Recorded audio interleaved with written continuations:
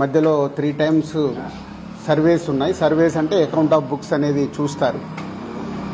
So ఈ search అనేది process, వ్యాపారాలు చేస్తున్నప్పుడు ఇన్కమ్ ట్యాక్స్ చేయాల్సిన ప్రాసెస్.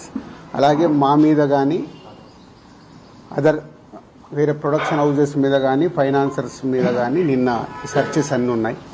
పోతే మా దగ్గరకు వస్తే మా కుటుంబం మీద ఏదైతే ఆఫీసు ప్లేస్ ఉందో ఆఫీస్ దగ్గర ఈ సెర్చ్లు జరిగాయి. సో మొదటి 3 రోజులు ఎవరిది వాళ్ళకి ఇండివిజువల్గా సెర్చ్ చేసి స్టేట్మెంట్స్ తీసుకుంటారు. అయిన తర్వాత లాస్ట్ డే నిన్న ఆఫీస్లో కన్క్లూడ్ చేస్తారు.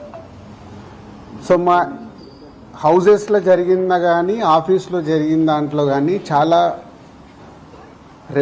రిపీటెడ్గా వేసిన కొన్ని ఛానల్స్లో కానీ సోషల్ మీడియాలో కానీ ఇంత డబ్బు దొరికింది, ఇంత డాక్యుమెంట్స్ దొరికాయి, అది దొరికింది అనేది కొన్ని హైలైట్ చేశారు. ఎక్కడ కూడా మా దగ్గర డబ్బు కానీ డాక్యుమెంట్స్ కానీ ఐడెంటిఫై కానీ మా దగ్గర నుంచి వాళ్ళు తీసుకున్నది కానీ లేదు.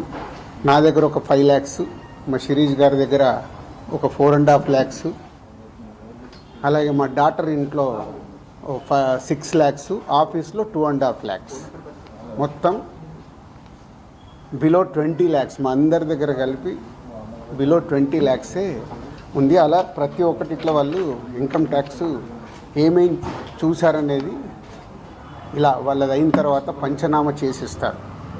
సో క్యాష్ రూపంలో అది. అలాగే 5 సంవత్సరాల నుంచి మేము ఎక్కడ ప్రాపర్టీస్ కానీ వేరే దాంట్లో ఇన్వెస్ట్